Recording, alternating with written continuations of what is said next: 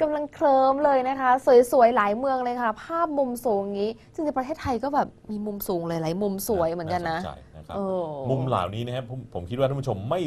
คงไม่ได้เห็นกันบ่อยใช่แล้วนะครับ ค่ะ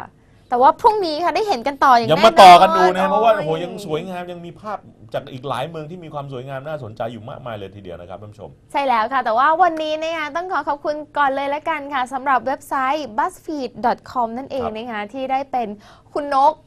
เป็นนำภาพสวยภาพสวยๆเหล่านี้มานำสู่ท่านผู้ชมของเรานะครับๆถูกต้องค่ะวันนี้หมดเวลาแล้วนะคะกลับมาติดตามรายการไร้สาระในวันพรุ่งนี้ 18 นาฬิกาถึง 18 นาฬิกา 15 นาทีทาง Design Channel แห่งนี้แหละค่ะ